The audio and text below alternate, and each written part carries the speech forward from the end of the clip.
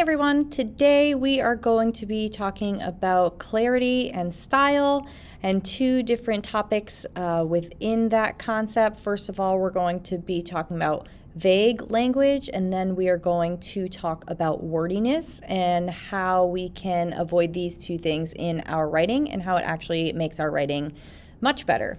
So vague words like good, everyone, and things may leave your reader unsure of what you are trying to say. You have heard me say it before whenever I see you use the word things in your writing, that there is always something more specific that you could use in place of that vague word.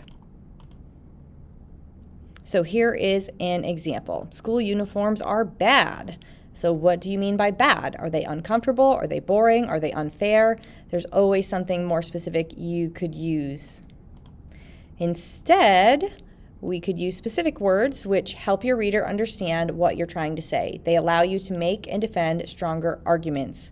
This all is just going to help your arguments be much more clear and specific and have your reader be left with no further questions about what you're trying to say. So instead, you could say, school uniforms unfairly limit students' freedom of expression. So let's try this out. Taking a look at this sentence, which word or phrase is vague in the thesis statement? People should be required to pass a written driving exam every 5 years. If you said people, you are correct. Okay, so let's take a look at wordiness or unnecessary phrases. So strong thesis statements are concise, meaning they are short, clear, and specific. Unnecessary phrases like, in my opinion, to be honest, or totally make our writing wordy and distract from our argument. So here's a wordy example. If you think about it, schools have a responsibility to provide healthy meals to students. Taking that same idea and making it a bit more concise, you could simply say, schools have a responsibility to provide healthy meals to students.